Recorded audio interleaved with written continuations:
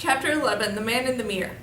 Joe, the janitor, was just starting his one afternoon shift of the week when the short, sparkly-haired boy flew past him and ran into the poor girl's room, or what had been the poor girl's room. He found the boy staring at an empty bed. "Where is she? What happened?" asked the boy in a whisper. Did you have to be psychic to tell what he was thinking? Don't worry. It's not quite as bad as that, said the janitor. They took her home, that is all. Spark of hope lit the boy's eyes. So did she wake up then? No, not that either, I'm afraid. The doctor thought it was time for her to be in her own bed. Nothing they can do for her here anymore. You mean they're just giving up? The boy asked indignantly.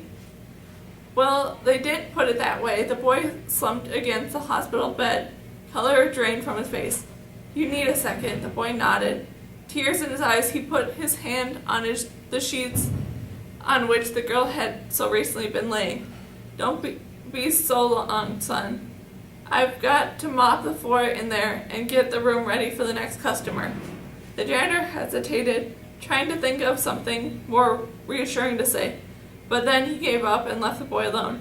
When several minutes later Max Ernst made himself stand up, he noticed the monocle had rolled out of his jacket pocket onto the bed. Too late, he thought bitterly. I got the monocle too late. He picked up the monocle and found that he wanted nothing more than to throw it at the mirror and hung above the sink. And years ago, he remembered he had to force himself to throw things, a magical wand, most notably, in an attempt to express his anger. He had to restrain himself from shattering the hospital mirror in the 1,000 pieces. Perhaps this was the progression of all sorts. Rather than throwing the monocle, however, he peered into it, doing a brief survey of the room. Then he came back to the mirror. He stopped cold. There was a man in the mirror, an old, not so old man. It was hard to tell. He had messy hair and it stuck out in all directions, and scruffled beard and mixed black and white colored. People described the salt and pepper. He looked slightly insane. Nervous, Max Ernst lowered the monocle and turned around, but there was nobody in the room with him. He looked into the monocle again, and the man in the mirror was still there, as clear as day, but as mysterious as the man in the mirror as the moon. Was it a ghost? Max Ernst couldn't help asking the question. All skepticism about the supernatural, all logic and reason seemed to disappear in the face of this apparition.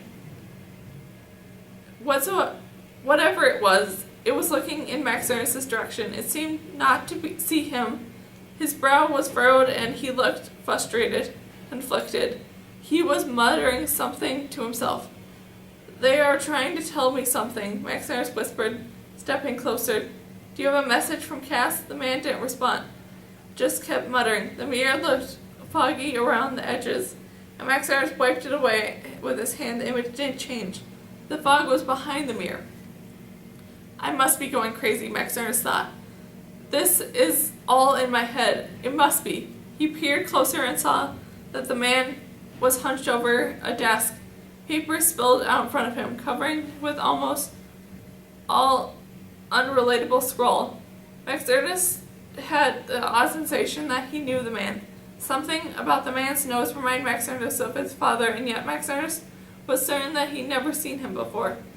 Could this be one of his ancestors or great-grandfather, perhaps? Meanwhile, the man kept muttering something was troubling him. Straining, Max Ernst could barely make out the words. Just one more, just one more. The man repeated over and over. What? Just one more what? The man's hand inched towards the shiny object laying on the desk. A pair of spectacles, a knife, a bar of gold. What all-important moment in history was Max Ernst witnessing? Although the monocle, just one more, just one more. The man picked up the object and was indeed a bar of gold, just more specifically a bar covered in gold foil. Greedily unwrapped it and gazed at the bar as if it was a long-lost friend. Then, unable to resist any longer, Oh, thought Max Ernst, just one more bite. Chocolate. The man is eating chocolate. That was the monumentous event Max Ernst was watching in the mirror. He would have laughed if it had been in a better mood, and he had not taken the subject of chocolate so very seriously himself. The man put the bar down and smiled continuously, momentarily at peace, until, well, maybe just one more again. He picked up the bar again. Well, the noise he was making, Max Ernst wondered. The noise was very particular, part hum, part groan. Max Ernst found it irritating and yet at the same time irritatingly familiar. And it was like an itch he couldn't locate. It was the word he couldn't remember, but the one on the tip of his tongue. Suddenly, as if somebody had tapped him on the shoulder, the man turned and looked in Max Ernst's direction. You know, it wouldn't hurt to try talking once, he said. What do you mean, to Cass?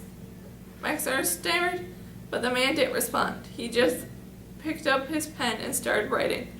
And then the image fogged over entirely and the glass fog cleared, and the man in the mirror was gone.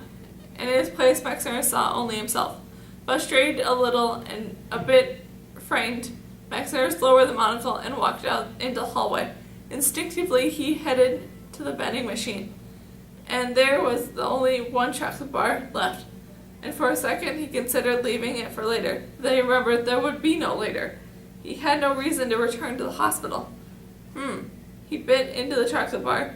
Max Ernst was still had a startling realization when he recognized the noise that the man had been making, and it was the very noise Max Ernst, would make whenever he ate chocolate. It wasn't a ghost he'd been looking at in the mirror. It wasn't an ancestor. It wasn't anybody from his past. The man in the mirror was his future self.